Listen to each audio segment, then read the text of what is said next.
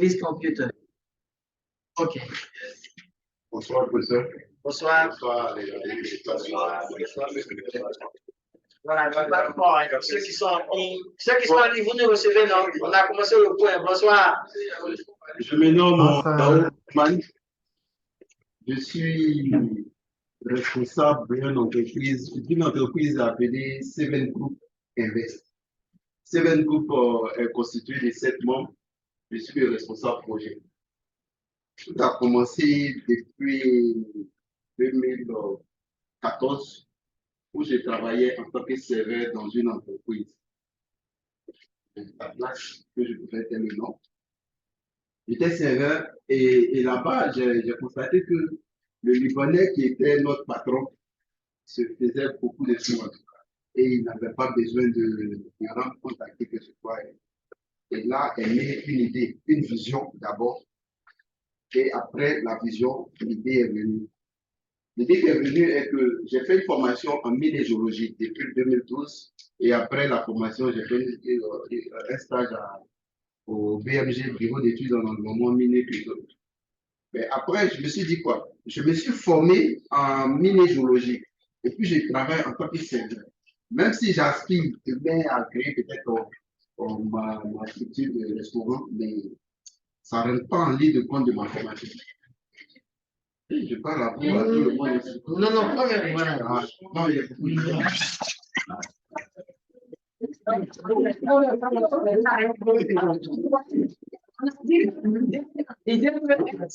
L'idée peut être dans le domaine comme hors du domaine. C'est bon? Donc voilà comment je me lance à créer la première structure qu'on appelle GTN Evolution. C'était dans le domaine du foncier. Je commence d'abord sur nous, notre parcelle de la famille, qui est aux environs une superficie de 10 hectares. Voilà comment je commence. Après le lotissement, on a fait le partage avec la famille, comme j'ai mis 15 terrains. 15 lots. Si j'ai dit terrain, peut-être 15 lots. Et les lots. Pour commencer, voilà le processus de lotissement au fait. D'abord, vous faites un PV des familles, la famille qui te fait appel, vous faites un PV des familles. Après, vous partez à la mairie. Comme c'était dans une commune, on va d'abord à la mairie se renseigner. Est-ce que la parcelle que le monsieur X me donne de loti là, est-ce que c'est la partie effectuée? Je suis à la mairie que je fais un lotissement dans sa commune, mais la parcelle appartient à monsieur X. La mairie aussi m'envoie vers les autorités villageoises, la chefferie. Je fais une réunion avec la chefferie. La chefferie me délivre un papier, attestation d'appartenance de la parcelle à la famille. Voilà comment j'ai eu les papiers. De toute façon, la joie le fait. Comment j'ai eu les papiers. Je suis allé à la mairie pour déposer le PD des familles, le PV de la chefferie, et puis encore faire un papier, adresser une lettre à la sous-préfecture qui prouve que je vais faire un lotissement dans la commune. Et la sous-préfecture va faire une enquête infomodo. Après tout ça, là, pour vérifier tout qu'il n'y a pas de problème sur la parcelle. Parce qu'au constate en Côte d'Ivoire, il y a beaucoup de problèmes sur le domaine foncier, il y a beaucoup de problèmes. Donc, tous ces étapes-là, c'est pour vérifier si effectivement le terrain, là, il n'y a pas de problème. Et quand j'ai vérifié que tout ça, il y a pas de problème, voilà, je me suis lancé.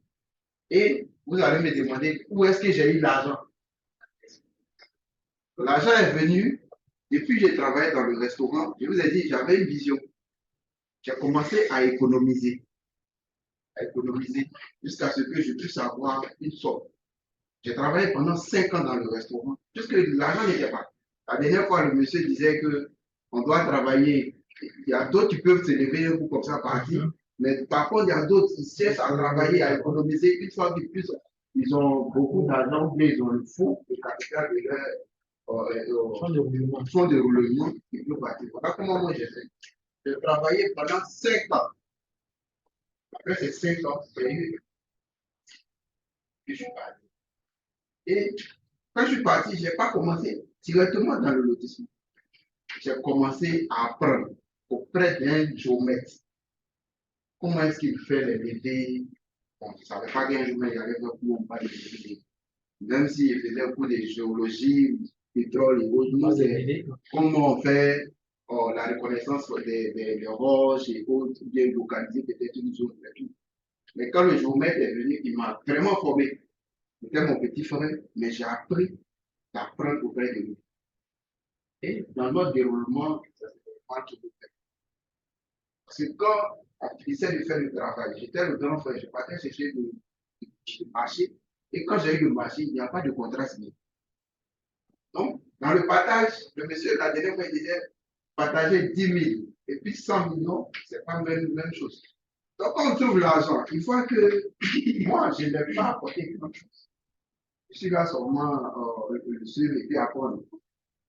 Mais dans le partage, là, c'est vrai que c'est moi qui ai envoyé le marché. Or, dans le domaine, quand un des marchés a envoyé un marché à 10%. Donc, les 10%, il fallait que c'était beaucoup. Donc, si ma taux donnait peut-être des 3 terrains. Donc, il m'a fait ça une fois, deux fois. Mais moi, j'avais mon objectif. C'était d'apprendre et puis de faire créer moi-même ma boîte et puis de laisser. Déjà, le marché, comment aller chercher le marché, je sais déjà comment le faire. Alors, c'est à travers mes amis. J'ai beaucoup d'amis qui peuvent bien. Donc, le résultat. Voilà. Donc, je partais déjà. Et puis, mes amis, Yam Soko, policier, après, on est parti dans une grande école. Donc, mes amis de grande école là, qui travaillent dans les sociétés minières, c'est avec eux que j'ai tissé mon réseau. Donc, quand il y a un problème, c'est facile pour moi de trouver le financement.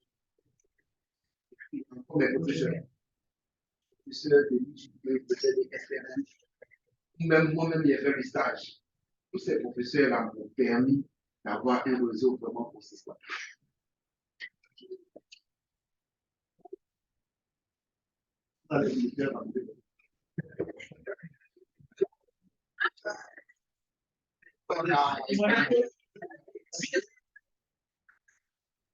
Quand j'ai fait tout ça, oui. Le fond que vous avez pu obtenir, vous lancer là, ça damage.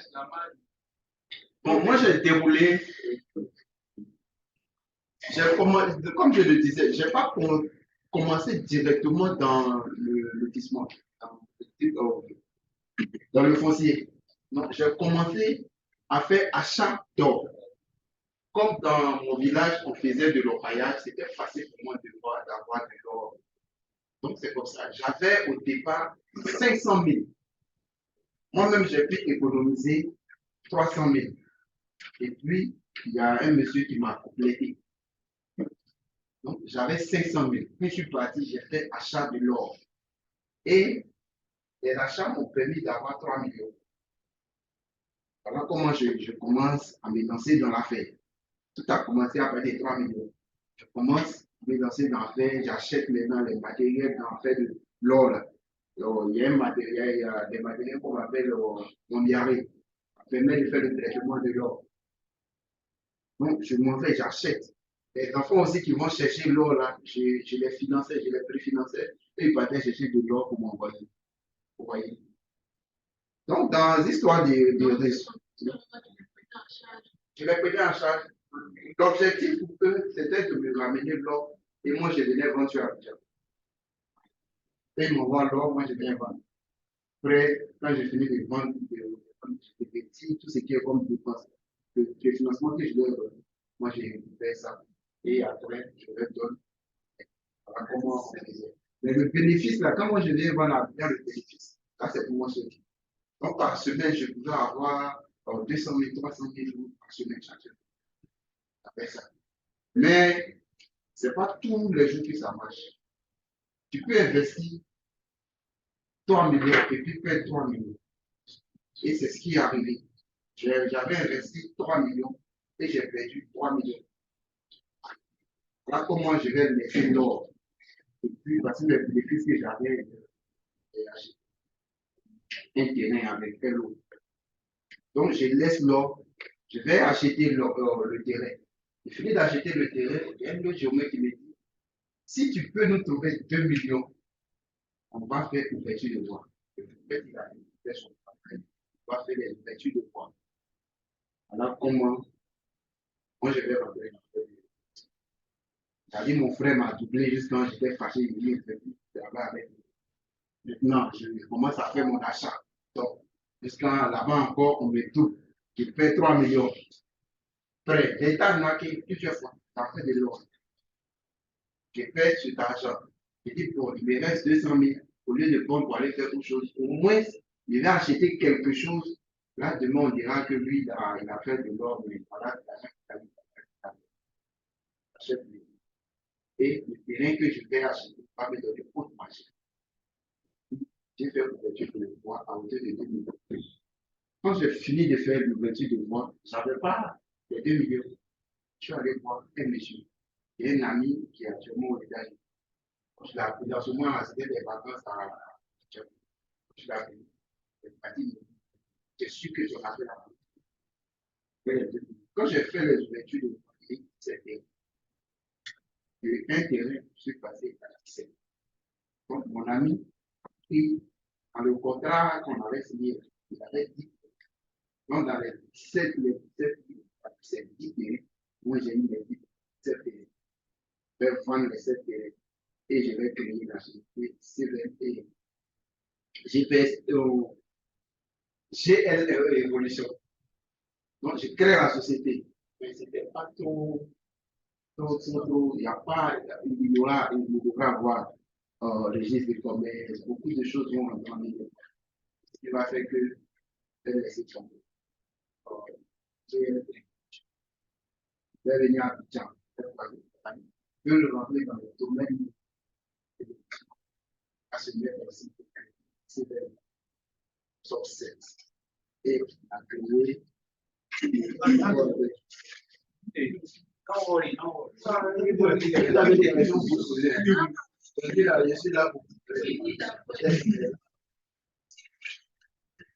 Et on va créer Seven Group.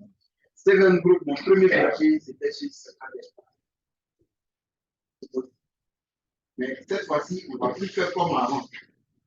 À aller maintenant sur des bases. Je vais avoir un avocat. Je vais contacter MC. Je vais contacter MC. Et puis contacter maintenant les partenaires. Vous voyez, le monsieur a parlé. Dans la forme juridique que moi j'ai fait des tests à faire. Mon capital c'est 1 million. Mais toujours, c'est pas toujours on a l'argent. Souvent même là, j'arrive à la maison. Souvent il vient en classe là, je suis assis dans la main. Mais l'argent a pu faire quelque chose. Donc voilà comment on va créer Seven Group. Seven Group va avoir un premier match. Et un hectare.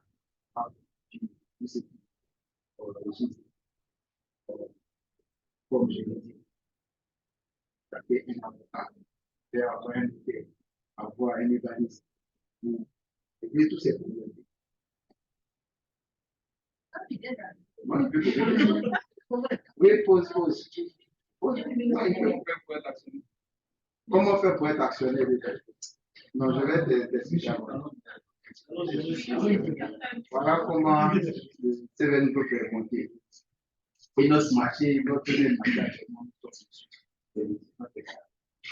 dans le contrat que nous allons signer avec nous, je ne vous parle pas de comment est-ce que le contrat est parce que les restes, les PV des familles, tout ça. Mais pour consolider le contrat, il faut avoir un. Et ce que j'ai fait, je suis venu avec mon avocat. On a eu à assister à la réunion des familles. Nous aussi, on va au cadastre vérifier est-ce que la partie qu'ils nous ont donnée là, ça n'est pas dans un domaine de l'État.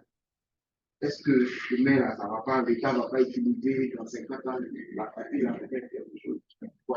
Donc, c'est au cadastre qu'on peut nous dire que la partie que le monsieur veut vous donner, après le temps de faire quelque chose. Ah, maintenant, il faut vérifier tout ça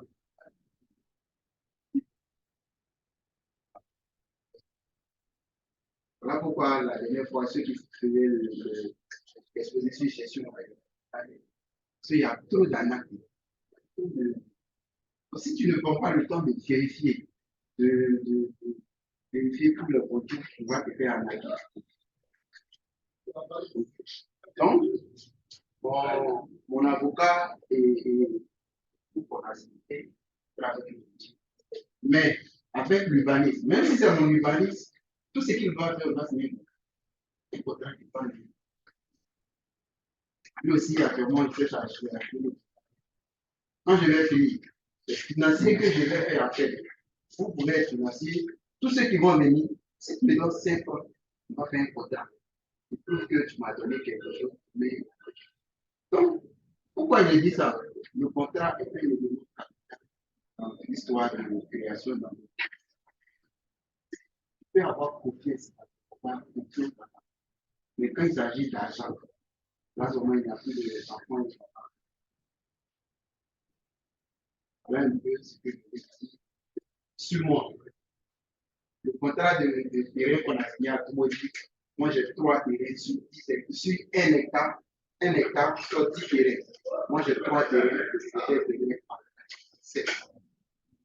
Donc s'il y a 10 terrains, moi il y a 3 terrains. Donc il y a 100 hectares.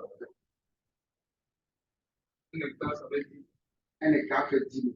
Si on veut faire 500 mètres carrés, ça fait 20 000. Mais on va enlever les voies.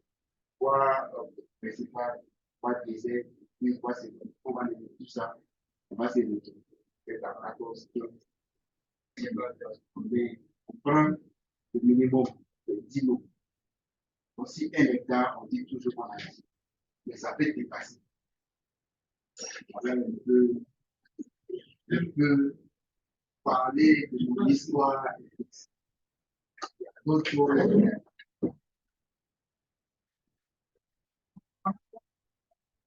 vous avez des questions, voilà, il y a beaucoup de choses. Quand j'ai fait LOL, j'ai laissé, il va venir là-bas. J'ai laissé, pourquoi? Parce que l'État était en train de traquer tout ce qui faisait de l'orpaillage. Moi, je me suis dit quoi? J'ai fait école pour ça. Donc, je ne dois pas évoluer comme les autres. Donc, j'ai fait une demande d'autorisation. Demande qui est en cours ici. Sur 23 hectares. Donc, ce qui veut dire quoi? De la société de l'or, je n'ai pas laissé. Je suis en train de parler tout ce qui est comme lotissement, comme c'est des choses que je maîtrise de passer plus de temps d'apprendre. Donc, je me suis dit, voilà un peu. En tout cas, vraiment, merci beaucoup. Si vous avez des questions. Si vous avez des questions en ligne, comme en présentiel, si vous avez des questions, Monsieur Yao Herman est à vous. Moi, j'ai une question. C'est vrai que je n'ai pas suivi totalement, mais dans ta manière que tu avais commencé, j'avais voulu savoir quelles sont les démarches faites que tu entreprises auprès des structures pour mettre en place la première structure, la GTM Evolution. Pour la première structure, Est-ce que c'était fait de manière informelle ou formelle? C'est-à-dire, vous êtes parti de la création de cette structure-là. Est-ce que vous êtes parti, par exemple, au CPC? Est-ce que vous avez un registre de commerce? Est-ce que... nous ne sommes pas partis, nous ne sommes pas partis par la CPC.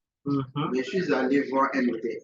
Un notaire, d'accord. Et c'est lui qui a constitué tout ce qui est statut et autres. Bien.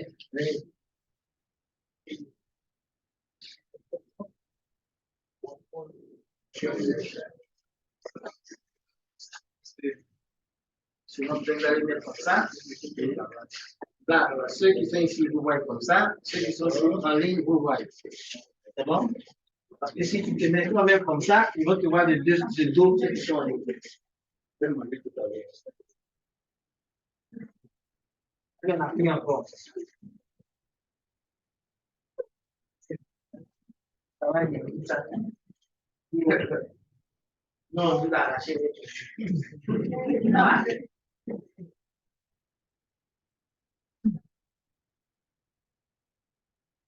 me donne la clé, je vais copier sur le fichier.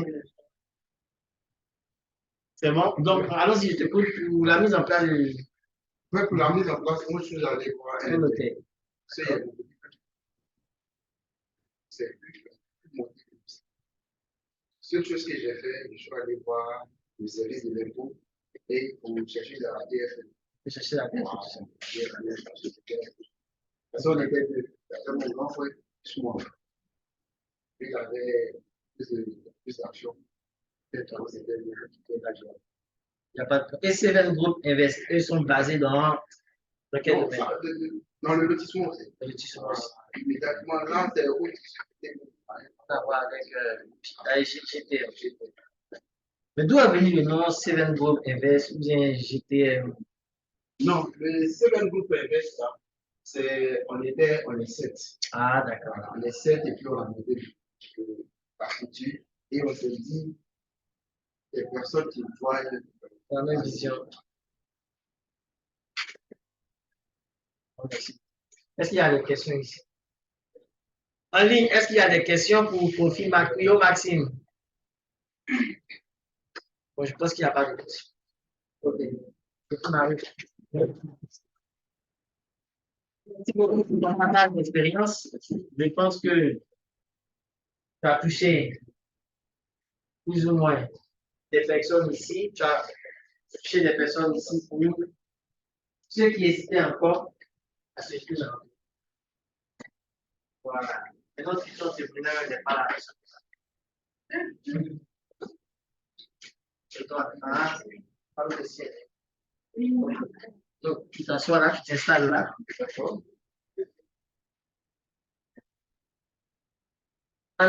Viens faire partage d'écran là. On va d'abord copier le fichier. Donc, où tu es à l'aise, voilà. C'est quoi le nom du fichier? Parce que moi, c'est en 2011, et puis après, on va dans AGV 2007. Bon, j'ai le registre de commerce déjà, ça y est, le registre de commerce.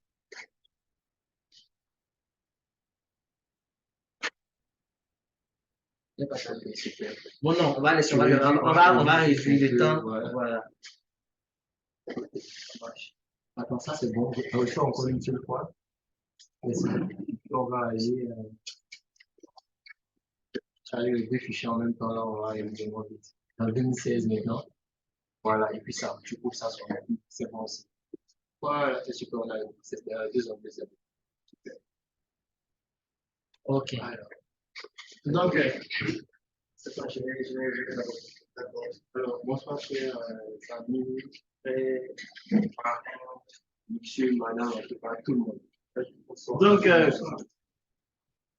on avait dit qu'on allait avoir aujourd'hui séance séance de partage d'expérience avec de jeunes entrepreneurs, de personnes qui se sont lancées dans l'entrepreneuriat. Je n'ai pas dit jeunes entrepreneurs parce qu'ils ont un bagage intellectuel assez consistant.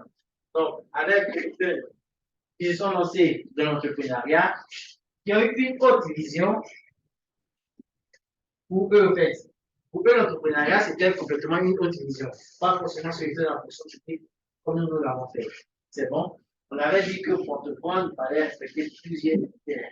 Et donc, quand tu te sens prêt, ou bien quand tu penses que tu as pris ces aptitudes-là, tu peux te jeter dans l'entrepreneuriat. Donc, ceux qui sont en ligne et ceux qui sont en présentiel, ce soir, nous avons la visite de M. Allo Kofimarus, qui est l'un de mes promotionnaires. On a fait 10 mois ensemble. On a fait CM2 jusqu'au 3e. Voilà. On a eu le cycle ensemble, 6e, 5e, 4e, 3e, après le 3e, c'est ça. Et on s'est retrouvés. Déjà, on s'est perdu de vue. C'est pas comme ça, on s'est perdu de vue. On se voyait, hein, jusqu'à ce qu'on se retrouve. Donc, c'est quelqu'un qui a entrepris. Il est dans le domaine de l'informatique. Je ne vais pas le présenter, je vais lui-même laisser sur donc, M. Arnaud Koufimarius, vous avez la parole.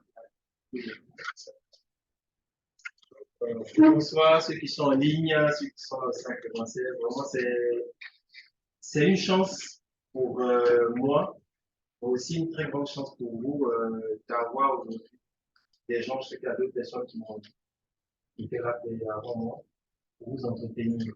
parce que notre continent, notre pays, particulièrement la Côte d'Ivoire, souffre du manque d'informations sur l'entrepreneuriat.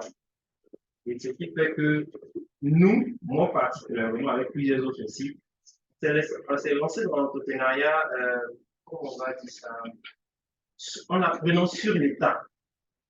En apprenant sur l'État. Beaucoup d'erreurs avant d'avoir une assise. Je suis pas le profil Marius, responsable et gérant de l'entreprise Akamaco. Voilà. On n'a pas été en même temps une entreprise. J'ai été d'abord un très bon brouilleur, comme on peut le dire à Abidjan ici, un très bon brouilleur, mais j'étais sûr d'une chose. J'étais sûr d'une chose, c'est que ma passion pour l'informatique allait me permettre d'asseoir quelque chose, sinon de faire un travail qui va me nourrir. C'était mon pourquoi. Donc, je vais vous donner une petite anecdote pour bien entendre. Comme M. Akal a dit, on a eu le CEP ensemble. Et en troisième, on s'est séparés. Il n'a pas dit la raison, mais c'est parce que moi, j'ai échoué au BPC. Voilà. Moi, j'ai échoué au BPC. Donc, on s'est séparés. J'ai repris la classe de troisième. Et pendant que je reprenais la classe de troisième, je ne voulais plus aller à l'école. À l'école, j'étais très bon bricoleur. Tout ce qui était appareil, j'aimais vraiment bricoler parce que mon père m'a appris ça. Voilà. Et puis, dans mon classe de cinquième, j'avais commencé à faire des cours d'informatique. Mon amour pour l'informatique est né. Troisième, il y a un ami, sa soeur a eu le bac. Et à la cérémonie du bac, on a eu le bac, tout ça, donc on ne peut pas tuer le temps. Au départ, je ne savais pas de quoi ce qu'il fallait. Quand je suis arrivé, j'ai vu les gens qui étaient là, on a fait. Je l'ai approché, je lui ai dit, le bac, c'est l'examen. Juste, tu vois, l'examen, parce que BPC, il y a le bac aussi. Dis-toi, c'est pour cet examen-là que tu n'as pas payé mouton, à tuer mouton. Moi, j'ai allé voir mes parents. Je dis la troisième. Et je puisse continuer l'école. Pour avoir aussi le bac. Ça a été d'abord une de mes motivations. Mais comme je ne voulais plus aller à l'école, il fallait aussi trouver quelque chose. Quand je vais au bac, là, qu'est-ce que je vais faire? Donc, j'ai dit, non, quand je vais finir, je vais devenir informaticien. Puisque je fais déjà des cours de Word, je connais un peu les ordinateurs, je suis parti comme ça. Et seconde, première terminale, mon père va entretenir ça avec moi. Ah, c'est vrai, ton informatique, tu fais, on va t'aider. Quand tu vas avoir le bac, tu vas aller faire un cycle ingénieur. Donc, dans ma tête, bon, cycle ingénieur, tranquille. Le bac est arrivé, Dieu merci, il y a eu le bac sur une seule fois. Mon père m'attrape, il va dans sa chambre, il dit, tu sais, avec un instructeur, voici ce que je montre ce qu'on appelle bulletin de salaire. Il dit, bulletin de salaire, ça le bulletin de salaire me montre quelque chose là, ça ne vaut pas 250 000, il présente qu'on est plusieurs enfants, tout ça là. Donc, vraiment, on a fait de grandes écoles, le lessive. Va m'aider à aller passer un concours de DPS. Si le concours marche, tant mieux pour moi. Parce que j'aurai mes 4 ans. Oui, il y a des gens qui sont là, ils décident. J'aurai mes 4 ans à faire professeur DPS. Quand je finis mon professeur DPS, mon affaire d'informatique, si je veux faire, je peux faire. Le vieux, pour moi, c'est qu'il a dit, c'était pas mauvais. Avec les réalités aussi qu'il a dit. C'était difficile pour moi, mais en une semaine, j'ai dû adhérer à ce projet-là. Je suis venu passer le concours de l'INGS. Et où on vient me faire passer le concours de l'INGS, je reste à Abidjan chez une tutrice. Mon cousin, chez qui je reste, lui aussi vient d'avoir le bac. Mais lui, il est à Abidjan, moi je viens de Divo. Devant la maison à Abidjan, lui, gère sa cabine. Donc pendant que moi, je me chauffe pour aller faire mes trucs DPS, je vois le gars, il gère sa cabine. Un peu. Je suis allé faire le concours d'INGS, la première phase a marché. Et la deuxième phase, excusez-moi du terme, mais il n'y avait pas de gros cailloux sur notre dossier. Le dossier était refusé. Mon père était tellement sûr qu'on allait avoir le concours, je n'ai pas fait préinscription à l'université. Donc, je me retrouve en 2005 avec un bac, on va dire concours détaillé parce que je ne suis pas orienté. Dieu merci, l'État avait pris une décision, chaque bachelier devais être orienté, je crois, à la deuxième année de cette décision-là. Donc, je vais avec mon cousin, chez qui je suis, on vient à l'université ici, on voit une dame d'orientation, et elle va nous dire, je, vous avez eu le bac, vos parents m'ont appelé, ils voient comment est-ce qu'on fait pour orienter, parce que vous avez été orienté. Moi, je vais vous poser une seule question. Regardez dans votre vie, ce que vous aimez là, ce que vous aimez, et qui cadre avec une formation de BTS, vous me dites, je vais voir comment on va faire. Vous faites une réorientation dans un BTS pour que vous allez apprendre votre métier là. Ce que vous avez dit que vous aimez là, vous allez apprendre ce métier là en 2 ans. Si vous n'avez pas bien bossé, l'État va vous donner une 3e année même pour reprendre votre BTS dans le cas où vous n'avez pas eu. Et vous allez revenir me trouver à l'université ici avec votre BTS. Moi, je vais vous inscrire en FI. Que vous puissiez faire maintenant histoire géo, je ne sais pas tout ce que vous voulez. Ah, mon cousin, qu'est-ce qu'il veut faire? Lui, il était malade, mais elle n'avait même pas arrivé sur moi et sur le on m'a dit, madame,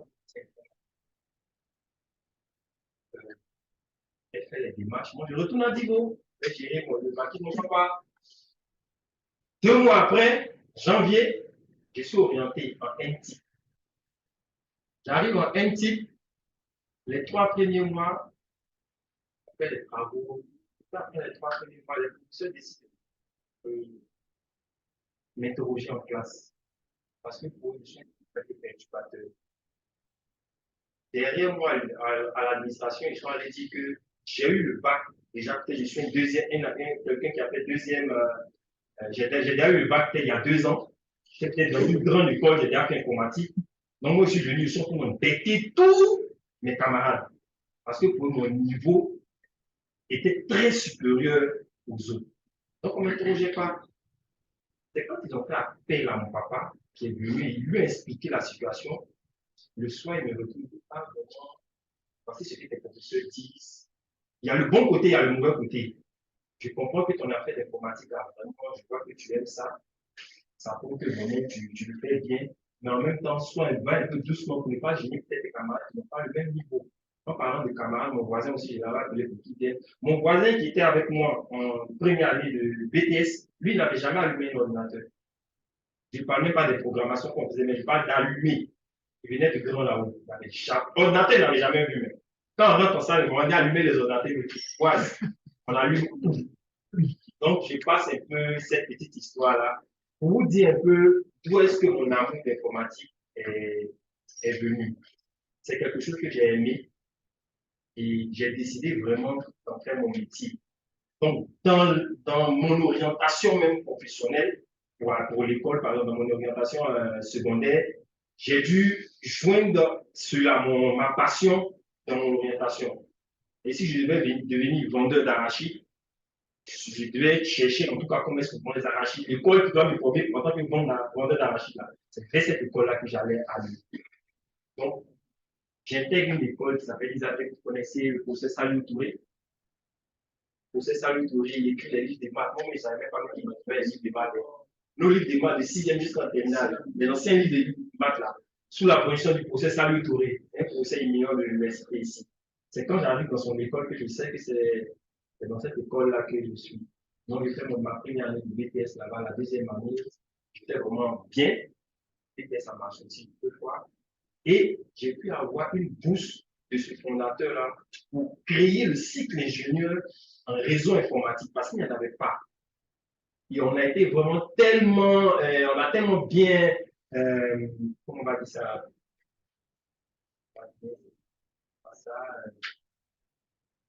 ambiancé. Je vais utiliser ce terme. On a tellement bien ambiancé la classe, les professeurs, tout ça là. Ils ont vu en nous une génération vraiment ceux qui pouvaient s'appuyer pour ouvrir leur cycle ingénieur. Donc, on a été aussi ingénieur, première année, 2e année, 3e année. Et quand j'ai fini aussi ingénieur en 2010, j'ai commencé à faire des interventions.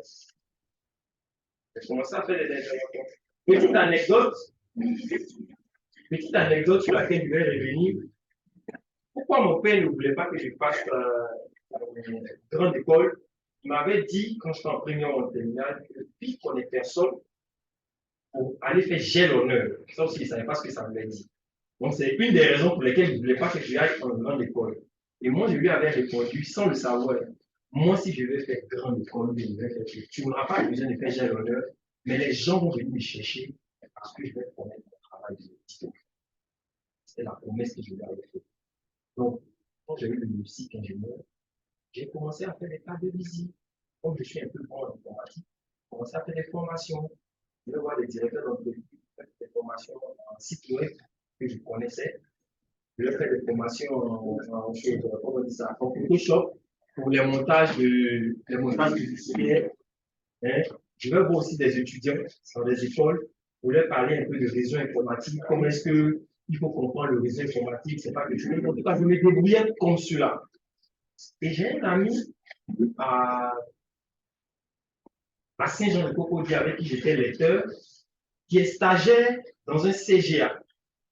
Les stagiaires dans un centre de gestion agréé. Et dans ce CGA-là, ils ont beaucoup de problèmes de réseau informatique. Quand on vient en réunion de l'UTJ, moi, je lui dis tout, je vais faire réseau informatique. Donc, s'il trouve des bambous pour moi, je vais faire. En fait, je vais voir mon patron. Comme on a des problèmes là-bas, là, viens, tu vas voir si tu peux les résoudre. Nous sommes en 2010. J'arrive, je vais voir le patron, M. Boka, que je salue. Et il me dit, voilà, on a tellement de problèmes, les gens viennent, mais après, c'est des interventions comme ci, comme ça, tout ça là. Est-ce que tu peux nous aider? Je fais le checking du réseau, de leur réseau informatique, un petit réseau de près de 8 ordinateurs. Je décèle vraiment pas mal d'erreurs, pas mal de failles. Et puis je dis, bon, je vais résoudre. Et je dois revenir le lendemain parce qu'avec les erreurs que je viens de faire là, je ne peux pas les résoudre seul. Je dois venir avec au moins une personne qui m'aide parce qu'il y a beaucoup de choses. Avant de sortir, il me dit, ah, de toute façon, ton ami m'a dit que tu es ingénieur. C'est sûr que si tu t'en vas, quand tu vas venir, on va pouvoir te payer. Tu vas pouvoir me payer. De toutes les manières, moi, je ne vous demande pas l'argent. Mais comme j'ai vu que vous êtes un centre de gestion agréé, moi, mon idée, c'est que pour les compétences que j'ai, demain, je vais me retrouver devant XY, faire ma prestation. Et quand on va me demander, par exemple, une facture, je ne vais pas donner mon nom. Je vais donner le nom d'une structure. Je vais dire, c'est bien. On va voir. Le lendemain, je viens, je remets son réseau en bon état. Et puis, on commence à collaborer en 2010. Je fais des interventions chaque mois, jusqu'à ce qu'ils peuvent même faire 3 mois, 4 mois, il n'y a plus d'intervention, tellement que le travail est bien fait. Ça, c'est une de mes particularités dans la passion. Je ne fais pas pour qu'on puisse m'appeler. Je fais pour que tu puisses vraiment dire qu'il y a quelqu'un qui est passé ici. Depuis qu'il est passé là, je n'ai plus de problème. Donc, si tu cherches quelqu'un, moi, je te le recommande. Et on arrive en 2011, le monsieur me dit, ah, tiens, jeune, comme tu nous avais dit que tu voulais créer, et je peux dans une intervention, est-ce que tu peux me donner le nom? Parce que je suis au tribunal du commerce, je vais faire ça pour toi. Parce que les interventions que tu as faites là, sincèrement, comme on l'a dit, on ne peut pas te piquer ça. Mais moi, je vais faire ce registre de commerce là pour toi, pour que tu puisses commencer à travailler. J'avais besoin d'un registre de commerce, d'une DFE et puis d'un compte en banque. Mais comme ce monsieur est dans la création et le suivi de jeunes entrepreneurs, il me dit comme ça, ce n'est plus d'actualité aujourd'hui, mais je vous raconte ça, que il va d'abord faire le registre de commerce, parce que s'il me rattache directement aux impôts, puisque je n'ai même pas un bureau où j'étais encore à la maison, dans une chambre, je vais commencer à payer les impôts. Donc, il me fait le registre de commerce pour que je puisse déjà commencer à travailler avec le registre de commerce. Si moi-même, dans le travail que je fais, je pense que j'ai eu 1, 2, 3, jusqu'à 5 clients qui sont réguliers, en ce moment-là, il va prendre ma fiche de registre de commerce, le rattacher à un centre de gestion des impôts pour que je puisse avoir une DFE et être une entreprise à part entière. Donc, voici comment est-ce que ma petite histoire se passe jusqu'à ce que j'arrive avec le registre de commerce qu'on peut montrer. Donc, quel est l'élément de création d'une entreprise? Avoir un registre de commerce sur lequel tu vas choisir le nom de ton entreprise, mais en même temps mettre les activités que cette entreprise-là va faire. Alors, c'était dans le fichier PDF là. On va aller sur le premier registre de commerce ici. Voilà. Le premier qui est là. La deuxième onglet, à l'onglet Start. Voilà. Super registre. Très bien. Donc, on va diminuer un peu. Vous voyez là, le nom Anokofi Marius. Voilà. On va descendre un peu. Nom commercial, Akama Informatique. On va passer. Et puis, c'est la date qui m'intéresse un peu en bas. Voilà, carrément en bas. Regardez la date. Le 26/08/2011. Je venais de finir mon cycle ingénieur en 2010. C'est-à-dire en 2010, novembre 2010, j'avais fini mon cycle ingénieur. Et un an après, j'étais responsable de moi-même mon entreprise informatique dans laquelle tu peux mettre en voir ce qu'on fait là. Donc, il m'a demandé qu'est-ce qu'on va. Prestation de services divers, achat de matériel informatique. Parce que je vous dis, il m'a demandé au téléphone. Hein. Sur le téléphone, je lui ai dit non, en informatique, là, moi, je fais tout. Donc, il faut mettre prestation de services divers, achat de matériel informatique. Descendons un peu encore. À la deuxième page, je pense qu'on met un peu de détails. Allons. Donc, voilà. Donc, ils n'ont même pas mis beaucoup de détails.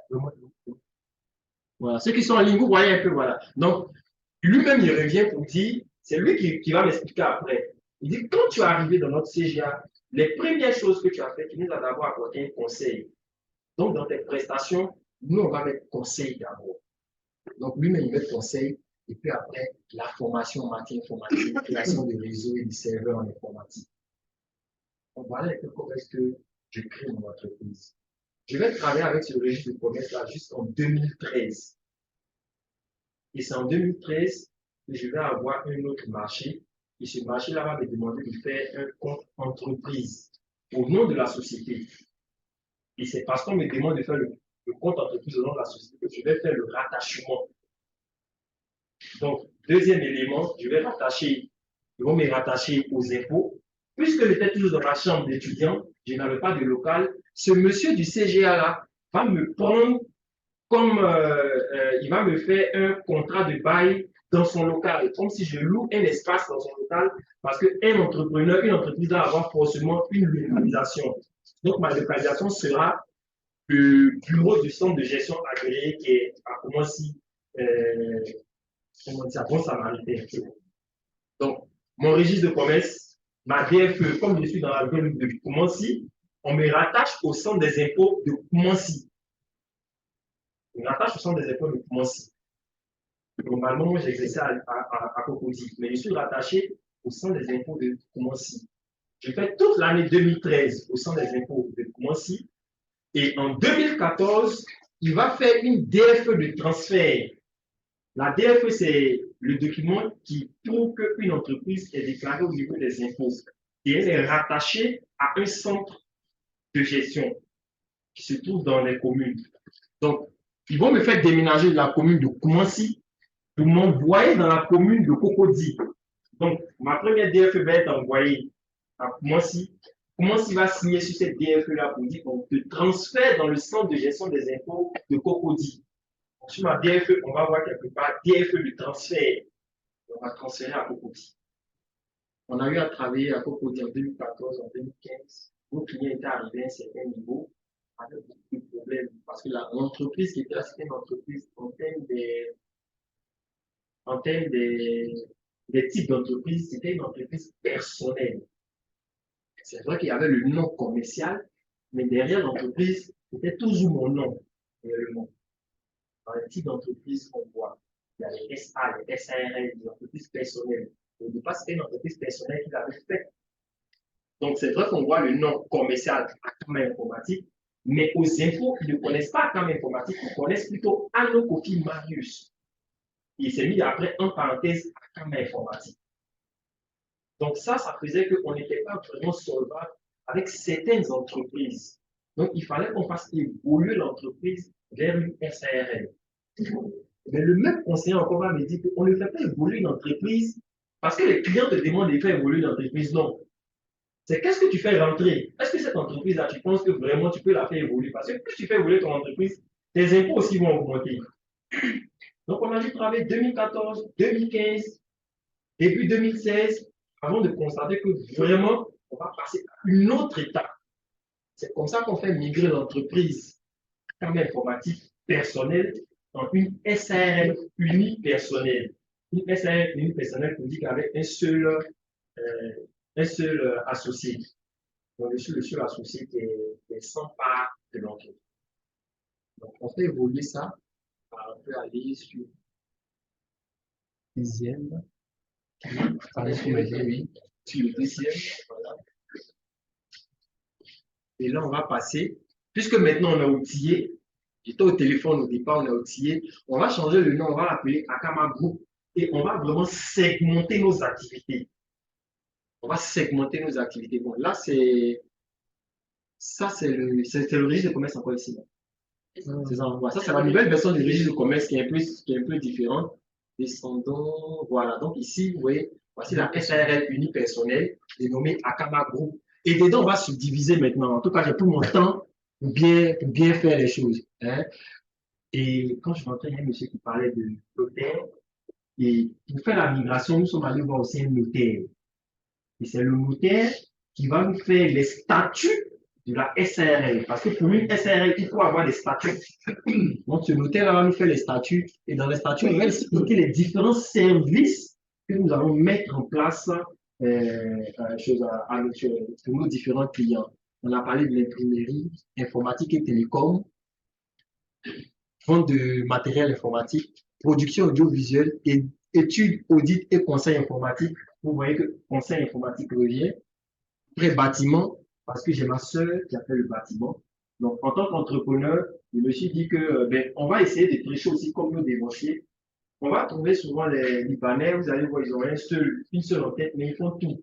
Moi, j'ai dit à ma grande soeur, le jour où tu veux monter une maison, tu n'auras pas besoin d'aller créer une entreprise. Je vais mettre l'activité que toi, tu peux faire dans mon entreprise, mais je te prends en tant que consultante en bâtiment. Si moi me consulte pour du bâtiment, c'est toi qui viens, tu vas venir faire l'étude pour qu'on puisse avancer. Donc, on met du bâtiment. Location et vente de voitures. C'est aussi un de mes frères qui est passionné de voitures. Et grâce à lui, en 2017, on a pu faire venir 3 véhicules qu'on a mis en location. On a créé un service de location. Donc, c'est lui qui gérait ce pôle, on appelle location et vente de voitures. Et après, diverses prestations. J'ai une amie, quand il va voir l'autre enseigne, à chaque fois quand il demande à Kamago pour faire quoi, il dit ne lisez rien. Allez prendre seulement que pour mes prestations, des gens ils sont trop. Voilà et tout. Donc, ça, c'est pour la nouvelle version du registre de promesses. Vous allez voir, on peut descendre un peu flash. Vous allez voir qu'avec cette nouvelle version, on sera rattaché encore à chose, comment on dit ça, à un centre de gestion agréé. Mais la création pour la nouvelle entreprise, l'État encore a mis en place un guichet unique pour la création d'entreprise. Vous avez vu qu'au départ, je vous ai dit que quelqu'un était au tribunal du commerce, il a créé mon registre de commerce. Après, moi-même, je suis allé faire le rattachement. Donc, l'État a vu qu'il y avait un peu de cafouillage, ils ont créé un guichet unique. Où quand tu viens, tu vas faire le registre de commerce, on va te rattacher en même temps au centre des impôts, ils vont te déclarer en même temps la CNPS. En tout cas, tout ce qui est démarche administrative que tu dois faire dans différents bureaux sont dans ce guichet unique-là. C'est comme ça qu'on voit ici CPC sur toutes les nouvelles DFE que je sais depuis quelle année. En tout cas, moi, en 2007, quand on migrait, on avait déjà ça. Voilà un peu. Et aujourd'hui, quand ma groupe existe, quand on prend 2011, notre année de création, à 2021, on a 10 ans minimum d'activité à Abidjan, partout dans la Côte d'Ivoire et un peu aussi à l'extérieur du pays. On fait des sites web pour des amis avec qui on a été à l'école, qui eux nous recommandent après à leurs camarades. Hein. On a eu à faire des locations de voitures avec des structures qui sont arrivées de la France. Ils ont nos adresses email. Quand ils reviennent pour certains projets, ils nous appellent pour avoir encore notre flotte de voitures. Mais nous sommes des professionnels à base en informatique. Je vais terminer avec cette dernière anecdote. En 2011, on ne travaillait pas suffisamment en informatique. C'est ça qu'on a créé notre service de location de voitures. Et le matin, on était informaticien, le soir, on était chauffeur. Chauffeur comment? On a vu avec les différentes maisons des résidences, non, comment on appelle? Des résidences hôtels. On va avec des résidences hôtels où il y a des gens qui viennent faire des cérémonies, voilà, des sujets de l'Europe, même il y a des pays qui sont en Afrique, tout ça. Donc, quand ils viennent, c'est nous, on va régler les problèmes de connexion Internet dans les immeubles et autres. Donc, j'ai vu les différents gérants pour leur dire, ah, quand je vois que souvent vous avez des problèmes de navette pour aller chercher vos clients à l'aéroport, comme vous avez vécu, si vous avez besoin, on va effectuer vos navettes pour vous quand vous êtes surchargé. Donc, nous, on a créé ça. On mettait nos véhicules qu'on prenait pour travailler toute la journée au niveau d'informatique, on les mettait à disposition de ces résidences-là. Donc, les soirs, on validait avec notre adresse, on a créé une adresse email personnelle de réservation de navettes. Donc, on pouvait valider les navettes seulement qu'à partir de 18h où on sait qu'on n'est plus informaticien. On valide nos navettes, 20h, 21h, 22h, 24h. Et puis, le passager qui arrive écrit son nom sur une pancarte, on va mettre le nom de la résidence, on met le nom de notre entreprise à Camargo parce qu'on leur dit là-bas, vous leur dites que c'est à Camargo qui va vous chercher. On s'arrête à l'aéroport comme ça. Et puis on attend le gars. Donc il y a deux de mes amis qui sont arrivés par l'aéroport. Ils m'ont dit, qu'est-ce que tu fais ici? Qu'est-ce que tu fais ici? Ah, je suis fait un peu le chauffeur. Je fais un peu le chauffeur. Je dis, peut-être travaille pas ici, il travaille, mais c'est mon travail qui est là. C'est un service de mon entreprise qui est là. Et dedans, on a un professeur éminent de l'université de Boaké, qui m'a demandé, donc quand dans la voiture, m'a demandé des jeunes, parce qu'il me prenait pour un étudiant en fait, de l'UFR, d'économie qui venait chercher. Je ne suis pas un étudiant, mais je suis plutôt le responsable de l'entreprise qui est chargé de l'édition de leur revue électorale. Et que après le travail, dans leur service d'éducation qui entre en ligne, comme il n'y avait pas de support, ça lui a tellement touché quand il a dit, il nous a envoyé son marché de site internet de la France. Donc, j'utilisais vraiment tous les cas pour rencontrer des gens. J'avais mon pourquoi je voulais créer une entreprise, mettre à disposition mes compétences. 2, il fallait que je rencontre des personnes, que ce soit des gens que je connais, que ce soit des gens que je ne connais pas. Il fallait que je trouve un cadre pour moi pour leur expliquer mes compétences et pouvoir mettre ces compétences-là en jeu. Aujourd'hui, ça a donné un peu le résultat que vous voyez.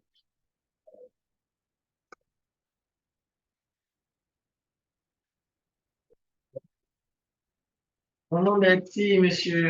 Ado Kofi Marius de Akama Group. Merci pour ton intervention. Merci pour ce partage d'expérience avec nos jeunes frères apprenants. Donc, je vais prendre chaque personne. C'est bon? Pour l'échange en ligne, peut-être 2 personnes et en présentiel, 2 personnes. En ligne, est-ce que vous avez des questions à poser à M. Ado Kofi Marius?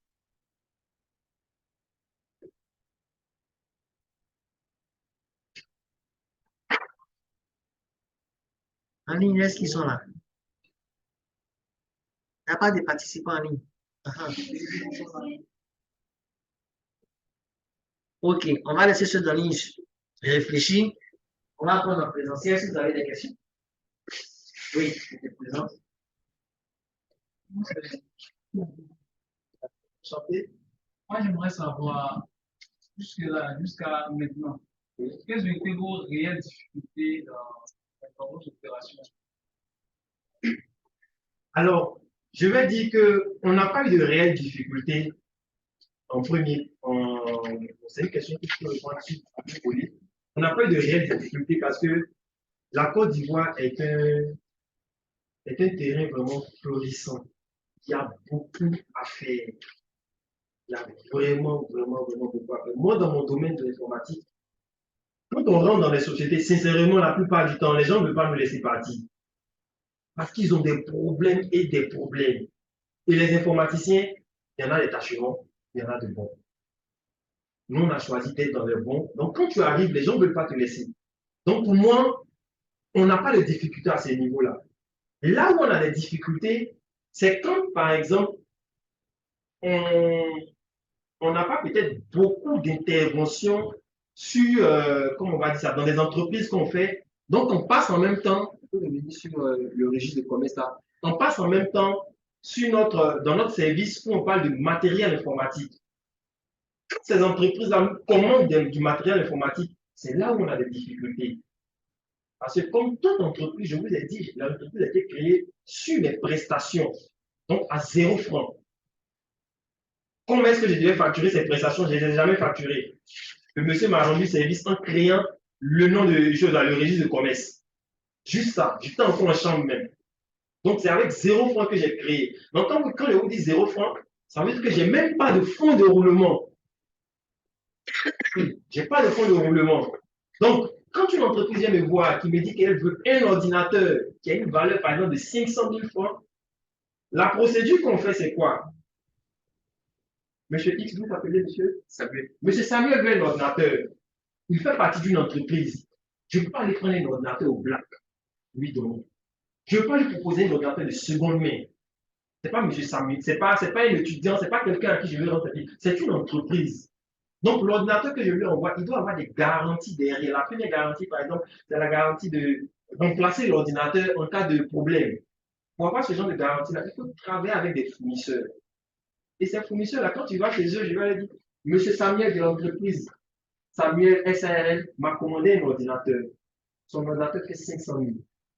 Moi, je viens, moi, je dis, il n'y a pas de problème, on va te donner l'ordinateur, tu vas partir donner. Mais il faut que tu payes les 500 000 francs. Il faut payer les 500 000 francs avant d'aller donner à M. Samuel. Donc, qu'est-ce que je faisais? Je partais voir les entreprises de M. Samuel et je leur donnais ma position réelle. Et je dis, M. Samuel, je suis une jeune entreprise. Je n'ai pas de fonds de roulement. L'ordinateur que vous m'avez demandé, ça fait 500 000 francs. Je vais mettre ma marge dessus, 50 000, 100 000, ça je vais mettre ma marge. Mais en tout cas, votre ordinateur coûte 500 000 francs. Si vous ne me donnez pas l'argent pour que je parte chercher, je vais vous aller l'acheter chez les Libanais. Et plus vous achetez chez les Libanais, moi qui suis là, je n'ai rien à avoir à faire. J'étais que comme ça avec mes clients. Donc ils me disent, bon, ok, d'accord, il n'y a pas de problème.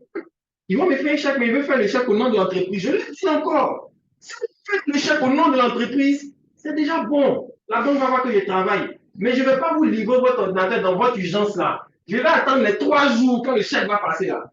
Je vais aller chercher l'argent. Je viens dans votre ordinateur. Donc voici vraiment comment moi je résolvais ce qu'on peut appeler un problème avec mes clients. Donc ça faisait que pour ceux qui étaient compréhensifs, on travaillait avec eux. Mais pour ceux qui n'étaient pas compréhensifs, c'est là où on va parler de difficultés, on les perdait. Parce que simplement, on n'avait pas de fonds de on les perdait. Donc, une entreprise qui va te commander du matériel de 10 millions, mais ils ne vont pas vouloir te donner les 10 millions pour que tu partes chercher, non. Même si tu es le plus bien, non.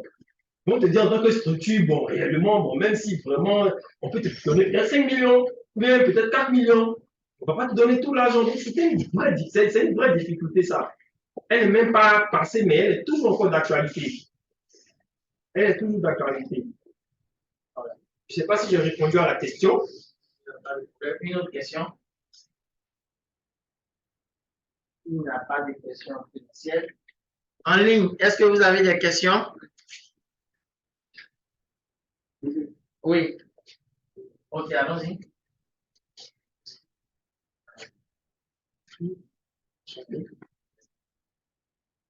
Ma question est la suite. En fait, avant de parler, qui vous fait pour exactement. Donc, c'est pour vous dire, savoir, est-ce que vous avez travaillé comme, par exemple, peut-être 2-3 autres dans une société qui prennent telle sortie après maintenant, il faut bien vous l'avez enchaîné directement. Très belle question.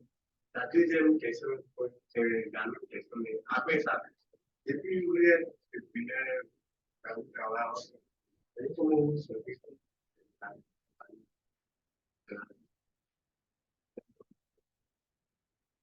Je vais partir sur la question qui est simple. Depuis que je suis entrepreneur. Bon, je veux dire que l'entrepreneur, c'est un rêveur. Hein. L'entrepreneur, c'est un rêveur, c'est quelqu'un qui faut avoir beaucoup la foi pour être entrepreneur. Donc, je dis qu'un entrepreneur, moi, par exemple, j'ai mené ma vie de famille normalement comme mon entreprise. Hein. Je n'ai pas attendu d'avoir mon contrat de 200 000 et 300 000 pour me décider, par exemple, de fonder une petite famille. J'étais vrai dans tout. J'ai expliqué à mon épouse que voilà, je suis en train de commencer. Je l'ai connu depuis que je faisais ma cabine. Parce que, petite anecdote, mon frère, quand il est parti, sa cabine, j'ai récupéré. Ah oui, j'ai récupéré sa cabine. C'est là-bas que j'ai commencé à faire mes petits fonds de commerce aussi. Quoi, voilà. Donc, je lui ai dit que voilà, je fais ma cabine, tu veux marcher avec moi. Ce que je fais, c'est pas bon. Et je vais garder ça pour qu'on puisse avancer. Ça m'a permis, vous allez m'excuser, mais de choisir ma moitié. Ah, mais oui, parce que c'est très important pour un entrepreneur. Si tu as quelqu'un qui est à côté de toi, qui est en train de toujours calculer sur les 10 000 francs que tu vas avoir, combien est-ce qu'on va dépenser à non, là, tu ne peux pas faire long chemin. Donc, ça m'a permis vraiment de choisir ma moitié. Et elle m'a beaucoup soutenu. Elle m'a beaucoup soutenu. Petite anecdote. Moi, je pensais, moi, pour moi, en tout cas, ça allait bien. Moi, même si j'avais des 100 000, des 200 000, et tout comme ça. Donc, moi, j'étais pressé à me marier, à vraiment mener ma vie vraiment bien, quoi. Mais elle me disait comme ça, c'est vrai, tu travailles, toi, si tu te débrouilles un peu, un peu. Je préfère quand même avoir un petit quelque chose aussi à côté qui peut te venir en aide. Pour dire que je n'étais pas vraiment bloqué là-dessus parce que, en tout cas, ma vie était réglée. Si c'est 20 000, parce que l'entrepreneur, c'est ça. L'entrepreneur peut faire un mois, c'est 20 000 francs qu'il va avoir en poche. Donc, il faut pouvoir vivre avec tes 20 000. L'entrepreneur peut faire un mois, il va avoir 10 millions en poche. Il ne faut pas avoir la grossesse aussi, il faut vivre avec ces 10 millions-là. Donc, voilà un peu pour répondre sur ce volet de famille-là. Maintenant, la première question que je rappelle, depuis que je suis. Est-ce que tu as, est-ce que j'ai déjà exercé? Bien sûr, oui, oui, oui. Alors, une chose qui est importante dans l'entrepreneuriat, c'est la passion et la formation. Il faut être très bien formé. Je n'ai jamais voulu taper ma poitrine. Ma comptable est là. Je le dis depuis 2022. Puisque l'entreprise a plus de 10 ans, aujourd'hui, je tape ma poitrine. Sinon, l'entrepreneur, tu vas voir, c'est quelqu'un qui, le bon entrepreneur, ne va pas taper sa poitrine. Tu vas le voir au pied du mur. Mais souvent, pour redonner la force à ton équipe, il faut taper la poitrine pour leur dire que vous savez un peu ce que j'ai fait pour y arriver. Donc, si vous voulez aller avec moi, il faut suivre aussi. Donc, j'ai été bien formé. C'était une des premières choses. J'ai été très, très, très bien formé et j'ai fait ma formation dans l'objectif de répondre aux besoins de l'offre et de la demande sur le marché. Donc, pendant que je suis en train de faire ma formation, je rêvais toujours, même aujourd'hui, hein, je suis toujours dans ce rêve-là. Je suis toujours dans le rêve où quelqu'un vient qui veut me donner un marché soit de 200 000, de 500 000, de 1 milliard, de 2 milliards, et j'ai seulement que 5 à 10 minutes pour lui expliquer sur ce que je vais, sur son investissement qu'il va faire là. Est-ce que je suis la meilleure des personnes pour gérer son investissement? Et ça passe par la formation. Ça passe par la formation. On peut prendre par exemple un bâtiment et puis, merci beaucoup, et un maçon. Un monsieur peut venir voir un maçon et lui dire, ben, je veux construire une maison. J'ai 10 millions. C'est le maçon qui va faire un plan, tout et tout. Et si le maçon a mal fait son travail, les 10 millions d'investissements du monsieur sont datés. On a des immeubles qui sont tombés ici à Abidjan. Vous voyez, non? Donc, un immeuble qui est minimum 150 millions, 200 millions, quand ça s'écroule, c'est tout ton argent qui est parti. Donc, c'est comme ça que moi j'ai vu. D'abord, la formation.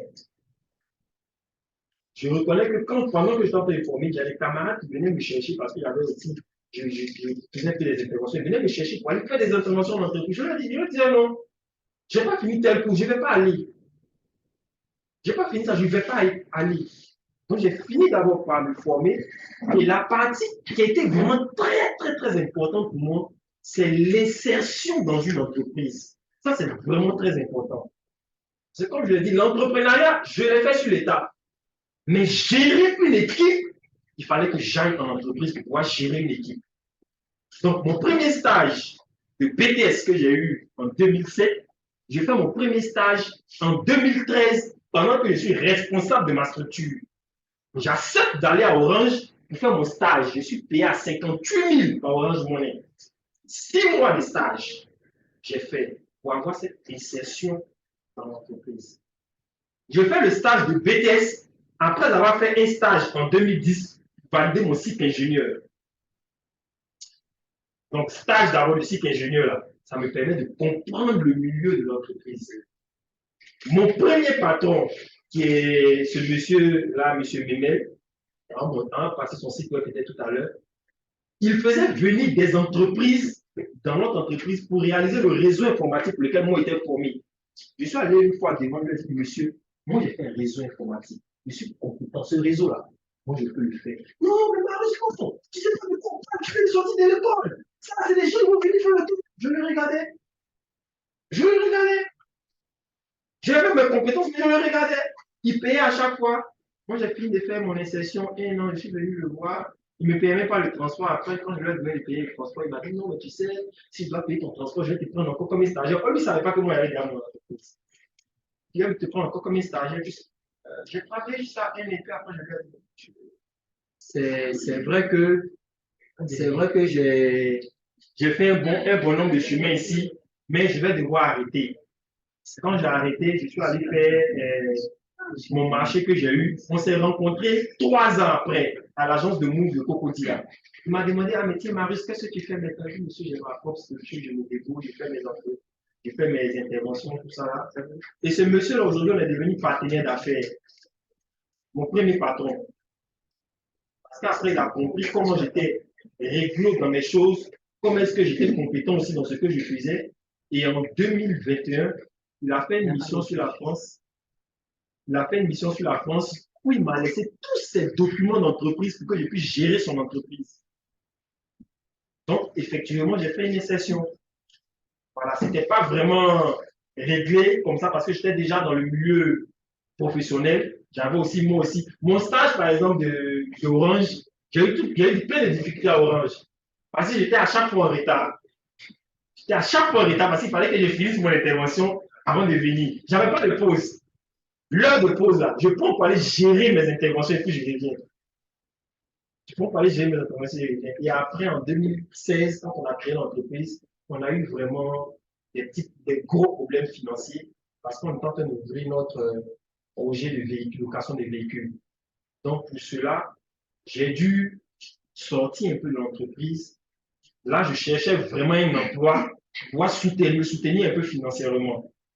Donc, j'ai dû retourner encore au Orange en tant que sur la SAV. On était au Orange, quand on partait au pays, là, ils vont avec un téléphone, les gens qui règlent un peu les trucs. J'ai fait ça pendant 3 mois. Et le patron, là-bas, je n'ai pas dit que j'avais mon entreprise. J'étais parti vraiment pour l'argent parce que c'était plus compliqué. Donc, j'ai fait ça pendant 3 mois. Après, je leur ai dit, bon, voilà, j'ai fait une entreprise dans cette entreprise, on m'a pris. Je voulais voir si Orange me plaît, aller rehausser un peu les choses, mais Orange n'a pas fait tout. Et puis, je suis venu continuer à travailler. Donc, j'ai eu 3 grandes immersions. Et voilà quoi. Ça m'a vraiment permis de gérer mon équipe, surtout. Ok. Vraiment,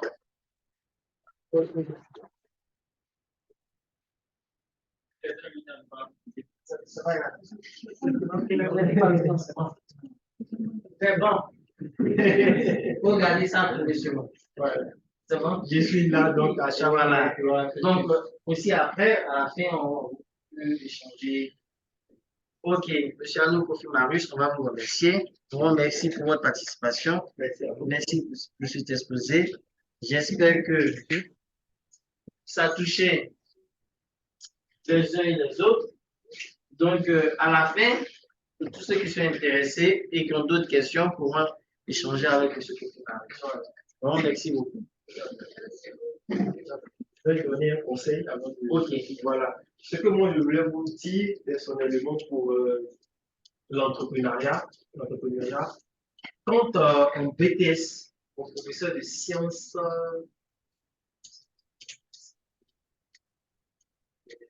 entrepreneuriat, il venait nous voir, il nous parlait d'entrepreneuriat. Vraiment, je prenais vraiment ça à cœur. Donc, vous aussi, mettez du vôtre, faites-le bien parce que l'entrepreneuriat paye. Et aujourd'hui, pour les différentes personnes que moi je trouve à leur poste, que ce soit dans des entreprises privées ou dans des entreprises publiques, nous tous, on sait que avoir un seul emploi ne peut pas te garantir une stabilité. Et ce qui va te garantir vraiment une vraie stabilité, c'est la création de richesse. Et cette création de richesse passe par entreprendre. Et on peut entreprendre dans tout. On peut entreprendre dans tout et à partir de 0 francs. Aujourd'hui, le projet sur lequel je travaille, je vous le laisse comme ça, que vous puissiez creuser aussi chez vous. Ma maman, depuis que je suis au CMD, elle fait de l'atiki. Elle fait de l'atiki. Les gens parlent de l'atiki. Donc, qu'est-ce que moi je fais? Je demande à ma maman de faire de l'atiki. Et puis ici, pour toutes les connaissances que j'ai, moi je vais vivre de l'atiki. Moi je vais vivre de l'atiki. Donc, chaque semaine, je peux avoir bon, peut-être 10 000 francs, 25 000 francs de livraison d'atiki que je fais. Ça, c'est dans la semaine. Dans le mois, ça me fait 100 000 francs d'atiki. Comprenez que si je suis étudiant, que je peux simplement commander de la ticket 20 000 francs, faire des livraisons, que je paie une marge de 5 000, c'est déjà quelque chose. Donc, on peut entreprendre de tout en Côte d'Ivoire. On a vraiment un pays qui est très beau, très riche. C'est le conseil que je peux faire.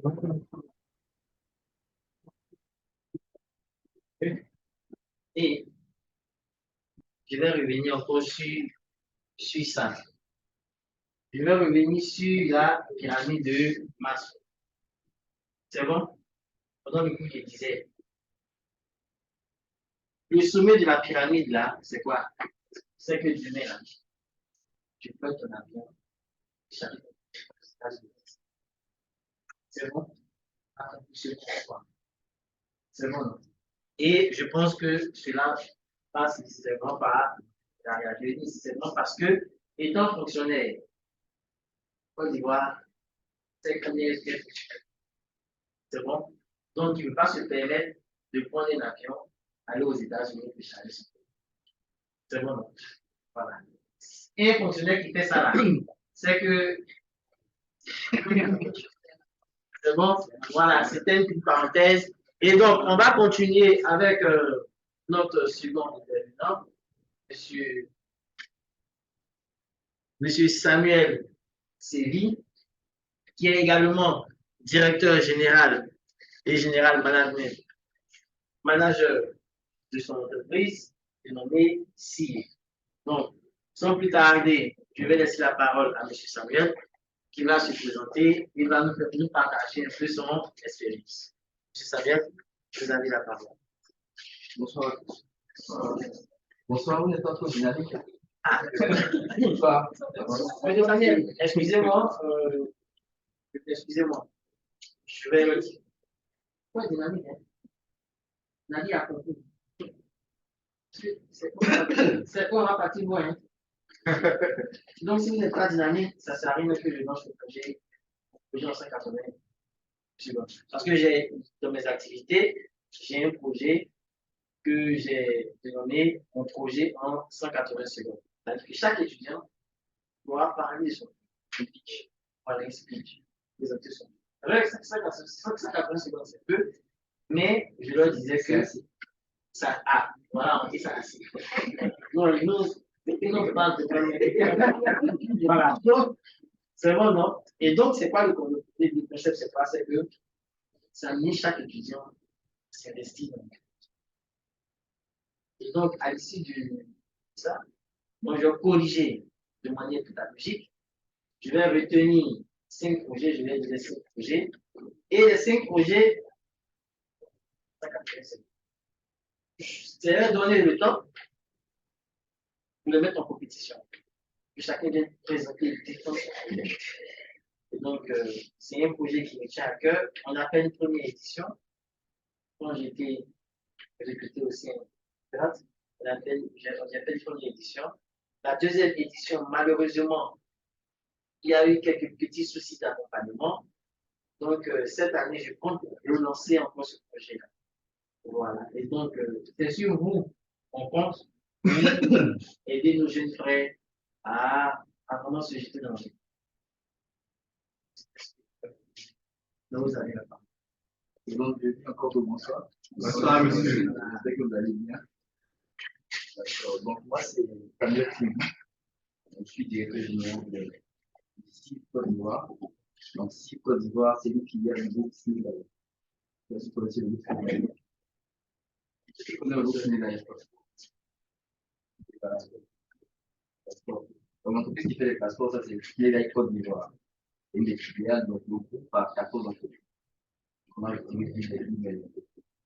Donc, le groupe intervient dans 4 pôles stratégiques, à savoir l'énergie, le transport avec la compagnie STF et les bateaux-bus, donc l'énergie, le transport, la technologie et le BTP.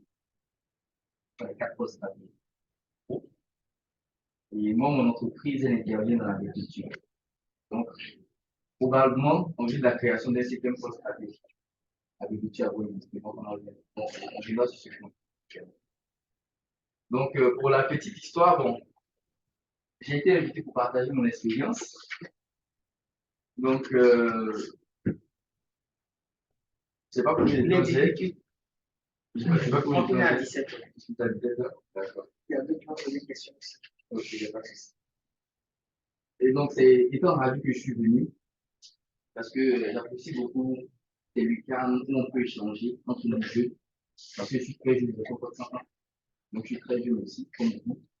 Et aujourd'hui, il est important à nous tous les jeunes à notre niveau, nous tous, de savoir que le chemin idéal, au-delà de l'emploi qu'on recherche, c'est aussi l'emploi.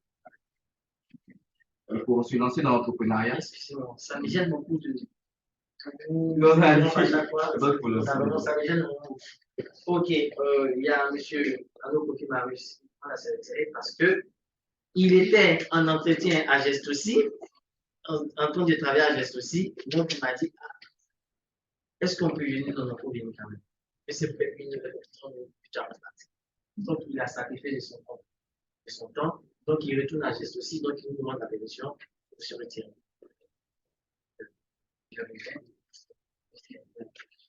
Il n'y a pas de problème. Donc, je viens, je les accompagne. Je continue? Oui, oui, oui. Donc, merci beaucoup. Merci à vous.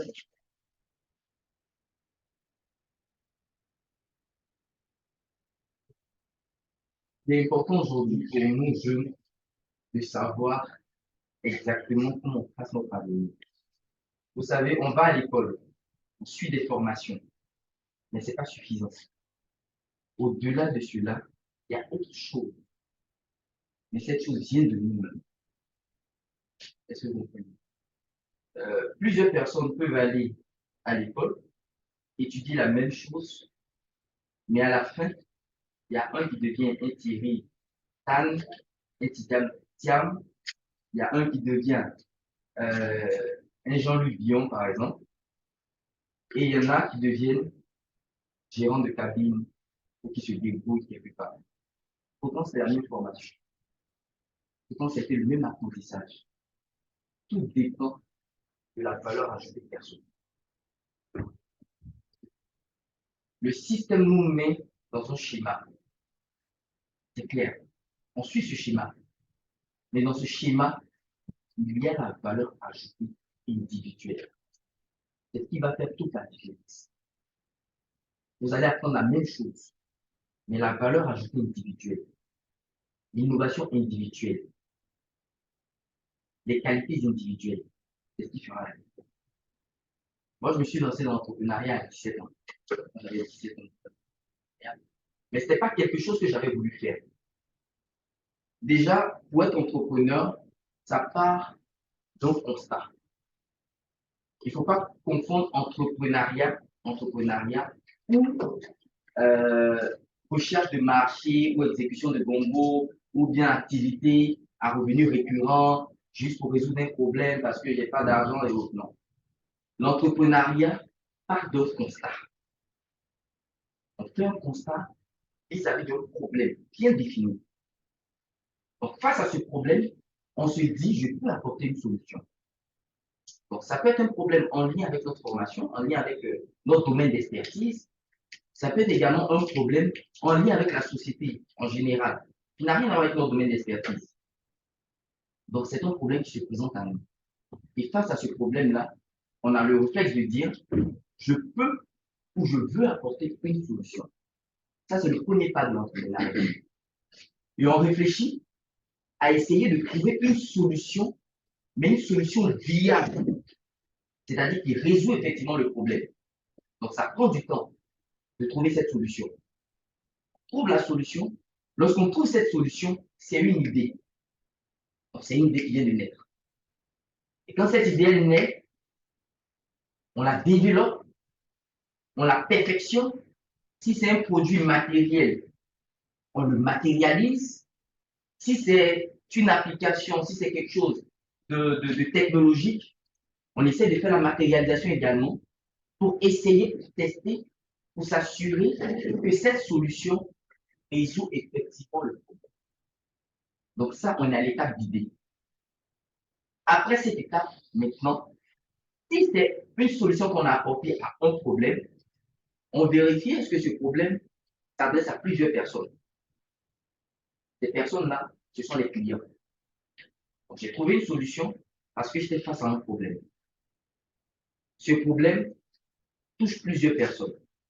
Donc, je pars vers ces personnes-là pour leur proposer mon produit, ma solution. Donc, vous passez de l'étape d'idée à l'étape d'entreprise. Est-ce que vous comprenez?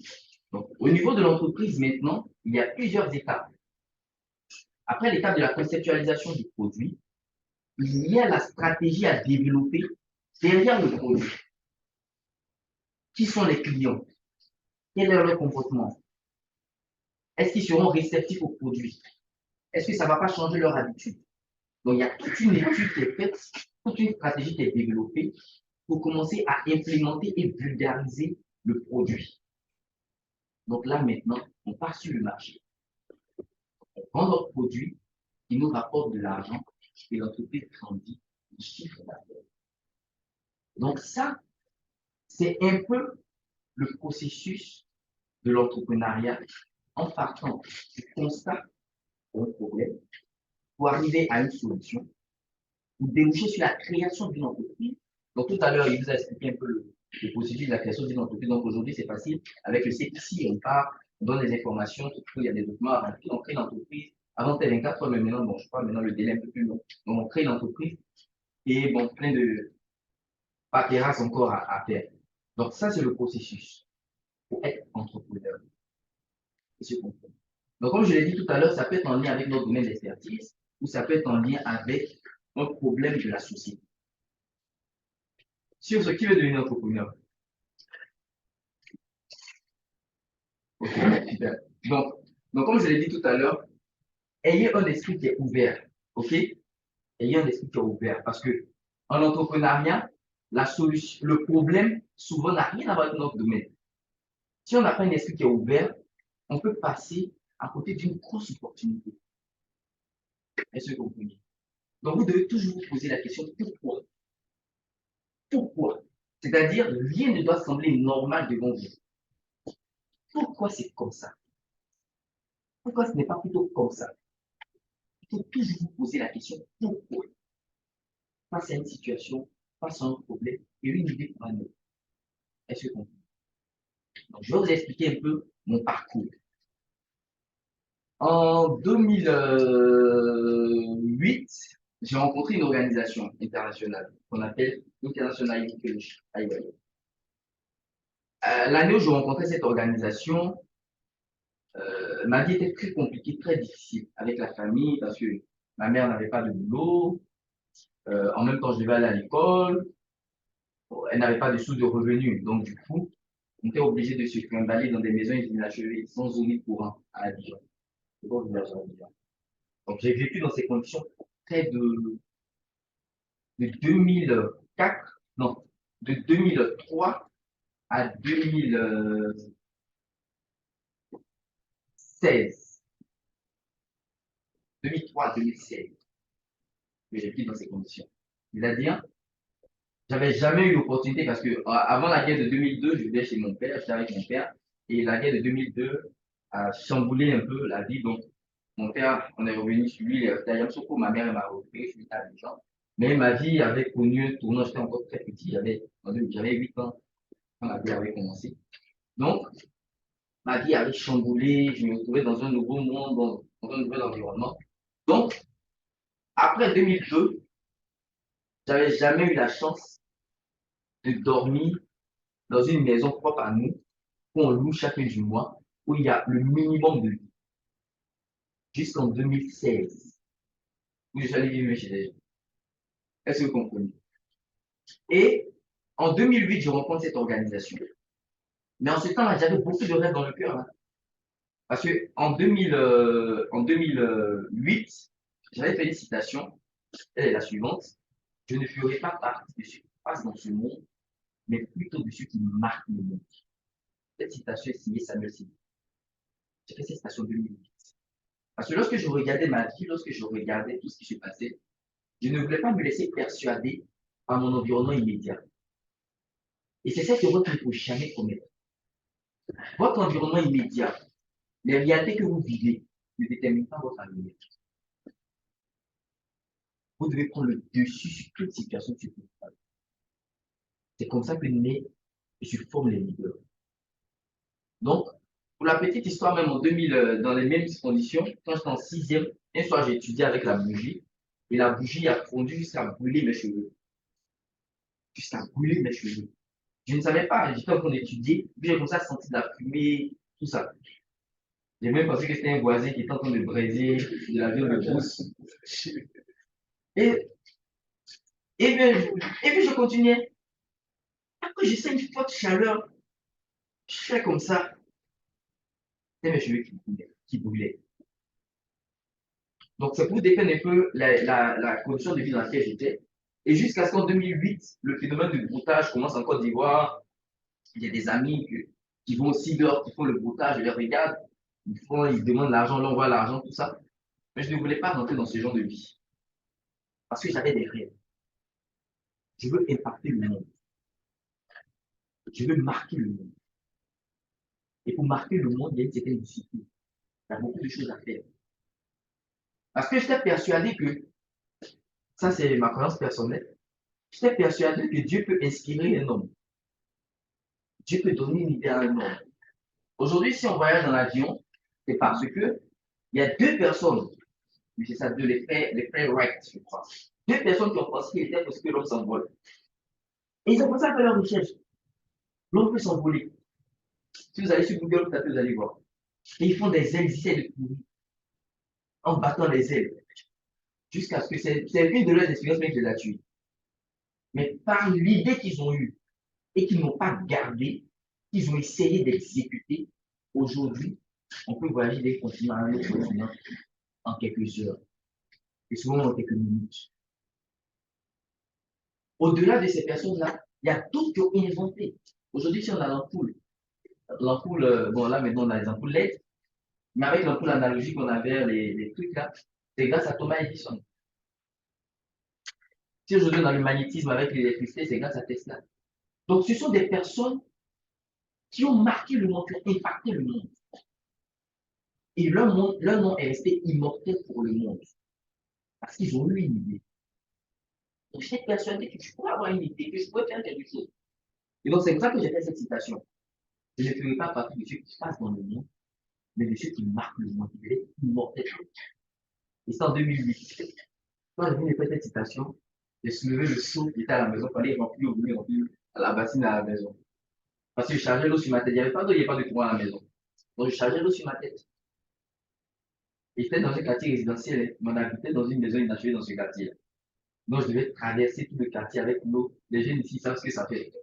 Quand à 16h, à 16h, il y avait pas le petit quartier, et le petit que tu branches là. Ça, tu soulèves le truc, ça tête plein dans tout bassin à la maison. Vous comprenez? Mais vous devez savoir que en vous, au-delà de vous, il y a une petite une. Et tout le monde a ça. Réfléchissez à tout. Si vous découvrez cela, ça va exploser. Et vous devez surtout ce qu'on a donné. Vous avez une capacité immense. Immense en vous. Donc, en 2008, avec tout ce qui s'est passé, je rencontre cette organisation et cette organisation me canalise. Elle m'apprend la vie. Elle m'apprend à réfléchir. Je rentre dans des programmes de volontariat, dans des programmes de services volontaires où je commence à vivre pour les autres, c'est-à-dire, je commence à me mettre au service des gens, par la danse, ok, par des académies de formation. Gratuitement, je le fais. Parce que cette organisation vient nous enseigner le don de soi. Il y a plus de joie, je vous assure, il y a plus de joie à donner qu'à recevoir. Donc, cette organisation nous forme, nous enseigne, nous apprend à vivre pour les autres. Je n'ai pas besoin d'être à l'aise, de bien vivre d'abord avant de donner aux autres. Je peux être dans une situation malheureuse et puis recevoir la joie juste en donnant la joie à quelqu'un d'autre. Et donc, je suis cette formation pendant des années et mes rêves commencent à bouillonner dans mon cœur.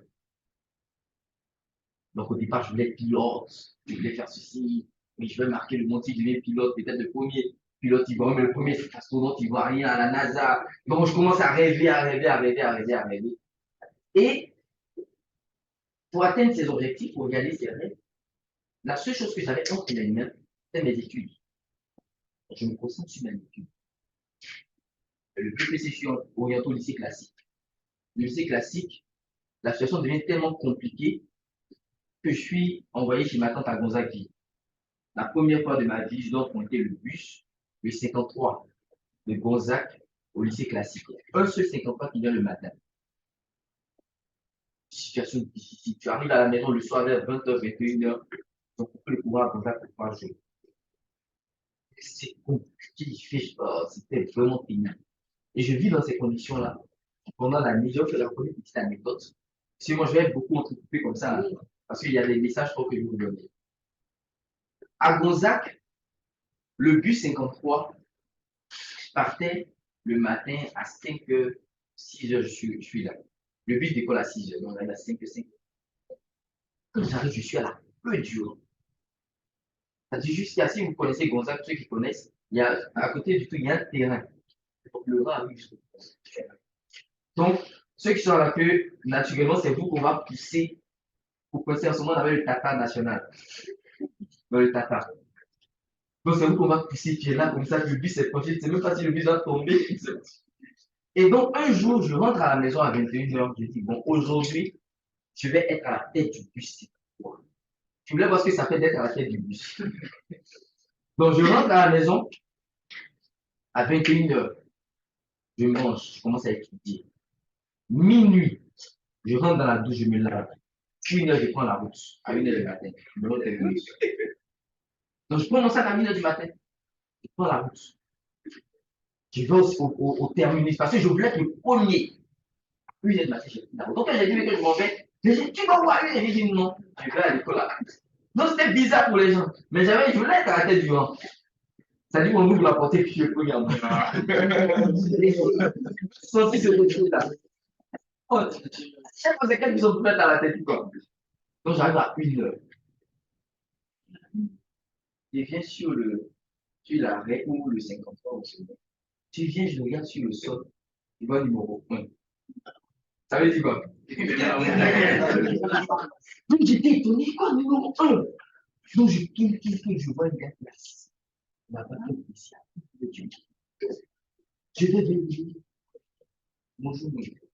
C'est toi qui me dis, tu as vu numéro 1, non? Là, il dit numéro 2,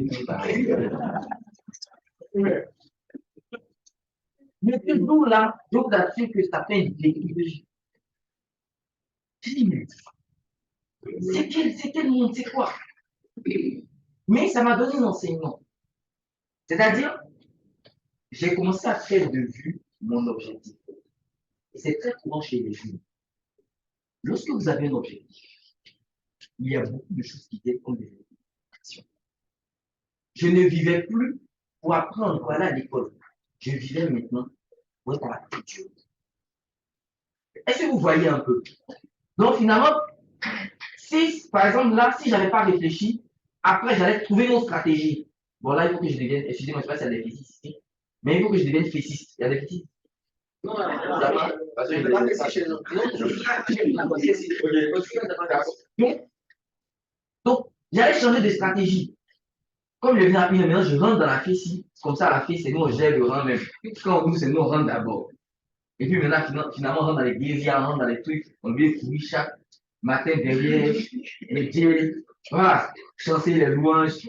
Donc, ça allait devenir comme ça, si vous comprenez un peu. Ça a commencé avec une étape, je voulais être à 1 heure. Après, ça n'a pas marché, j'allais changer pour devenir étant le général. Comme étant, quand je fais le général, tout le monde devant. Donc, un petit garçon devant qui crie sur tout le monde. Donc, ça allait devenir comme ça. C'est-à-dire que j'avais commencé à perdre de vue mon objectif. Je me suis assis. Mon objectif, ce n'est pas d'emporter le plus pour être premier à la tête du monde. J'ai un autre objectif. Je ne dois pas laisser des éléments extérieurs de distraction me déjouer de ma trajectoire. Et donc, depuis ce jour-là, j'ai jeté des amis, que je sois connu, que je ne sois pas connu. Je vais m'arrêter, tout le monde fait, je vais aller à l'école. Et faites cet exercice-là. Quand vous avez un objectif, l'objectif doit être clairement défini de vous. Et puis, il ne faudrait pas vous laisser distraire. Je vous assure que jusqu'à présent, il y a des gens avec qui je prenais le bus, peut-être que je qui arrangeaient le rang, jusqu'à présent sur le campus. J'en ai vu quelques-uns. J'étais étonné. Après combien d'années ils ont perdu de vue l'objectif de leur vie. Et étant jeune, c'est quelque chose qui, c'est comme une tentation. C'est quelque chose qui vient très souvent à la porte des choses. Est-ce que vous comprenez? Donc, c'est comme ça que là-bas, j'arrive, donc après Gonzague, en fin d'année, je dois reprendre la classe de seconde. En fin d'année, je dois reprendre la classe de seconde parce que j'ai eu 9,98 de moyenne.